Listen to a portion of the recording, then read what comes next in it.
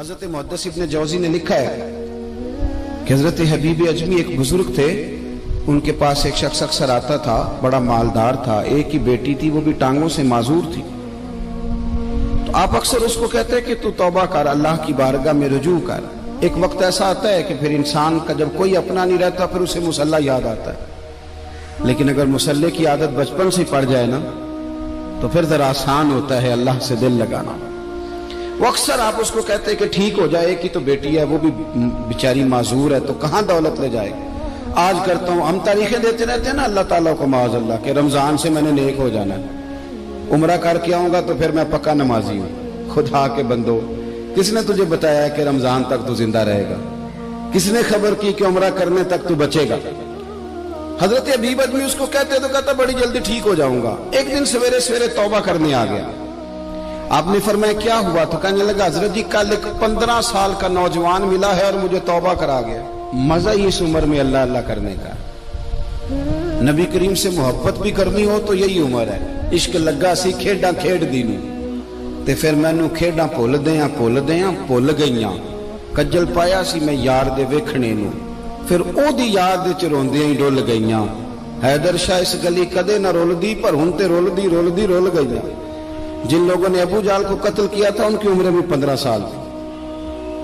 ہم تو بڑے نہیں نہ ہوتے ساری زندگی، نہ ہمیں کو بڑا ہونے دیتا ہے، ہم بڑے ہی نہیں ہوتے، یہ تو عمر ہے کچھ کر گزرنے کی۔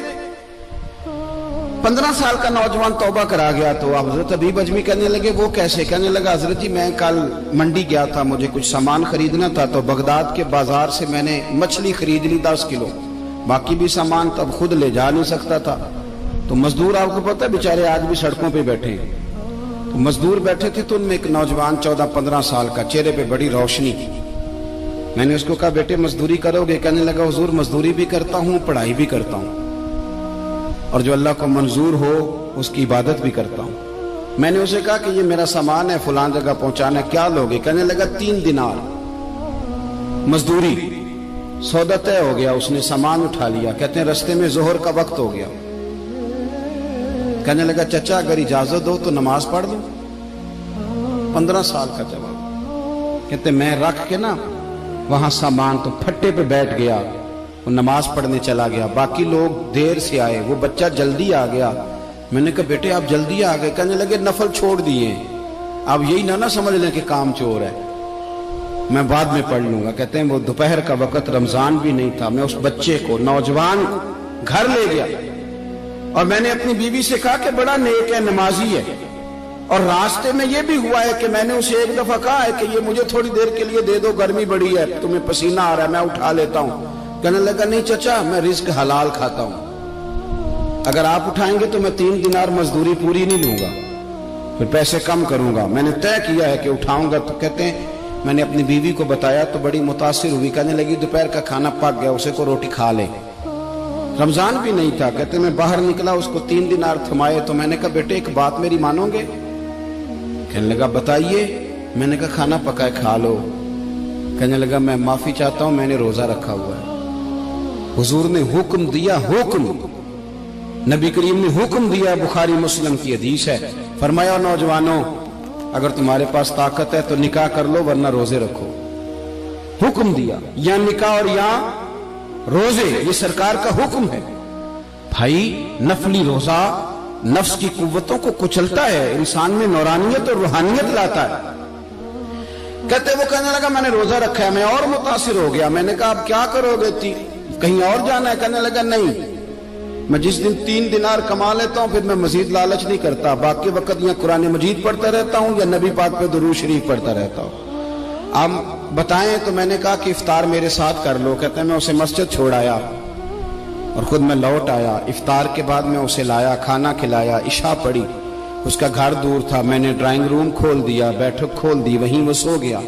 میری 20 سال کی معذور بچی کبھی چل نہیں سکتی تھی، کوئی طبیب کوئی حکیم میں نے چھوڑا نہیں تھا جس کو دکھایا نہ ہو، ایک ہی بیٹی وہ بھی معذور پیدائشی۔ اس کے کمرے میں گئے، میاں بیوی اسے کھانا کھلا اور بتایا بیٹے ایک نوجوان ہے، بڑا نیک ہے ہمارے گھر میں، آج بڑا پرہیزگار۔ پتہ ہے حضور نے کیا فرمایا؟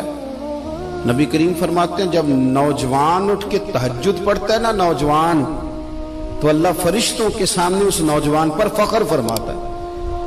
اللہ فخر کرتا ہے کہ عمر دیکھو دیکھو یہ میری بارگاہ. اللہ فخر کرتا ہے, اللہ یعنی خدا خود میرے مجلس بود, اللہ فخر کرتا ہے. اب سوچے تو ہم نے اپنی بیٹی کو بتایا کہ نوجوان اور بڑا نیک ہے, تو کہتے ہیں وہ کھانا کھلا کے ہم واپس آ گئے. آدھی رات کا وقت ہوا تو دروازے پہ دستک ہوئی. بچی اپنے کمرے میں سو رہی تھی, ہم اپنے کمرے میں, وہ بیٹھک میں. گھبرا کے اٹھے کہ اس وقت کون ہے دروازے پہ؟ تو بیٹی کہنے لگی ابا دروازہ تو کھولنا. کہتے ہیں دروازہ کھولا تو 20 سال ہو گئے تھے بیٹی کو, کبھی اس نے چل کے نہیں دکھایا تھا, کبھی دوڑ کے ادھر جاتی کبھی ادھر آتی. کہتی الحمدللہ اللہ نے میری ٹانگیں ٹھیک کر دی. ہم دونوں رونے لگے, اے اللہ تو کتنا کریم ہے, کیسے ہوا بیٹے سارا کچھ؟ بیٹی کہنے لگی ابا آپ نے کہا تھا نا کہ نیک نوجوان آیا ہے, تو میرے دل میں خیال آیا اللہ اگر واقعی نیک ہے تو اس کے صدقے مجھے شفا ہی دے دے. یا ایھا الذین آمنوا اتقوا اللہ وابتغوا الیہ الوسیلہ. تو کہنے لگی ابھی میری دعا بھی پوری نہیں ہوئی تو رب کریم نے فضل کیا ہے اور مجھے شفا عطا کر دی. کہتے ہم دوڑ کے اس کے کمرے میں گئے اور جب ہم نے ہاتھ رکھا تو دروازہ پہلے سے کھلا تھا, ایک خط چھوڑ گیا تھا. آج کل کے پیر کی کرامت ہوتی تو فیس بک پہ دے دیتا, باقیوں کو بھی ذرا بھول پتہ چلے. کہتے ہیں وہ خط چھوڑ گیا اپنے بستر پہ کہ اگر تم لوگوں کو مجھ سے محبت ہو گئی ہے تو میرے پیچھے نہ دوڑنا, اس رب کی بارگاہ میں جھکنا جس رب نے میرے اوپر بھی فضل فرمایا ہے اور آپ پر بھی کرم فرمایا.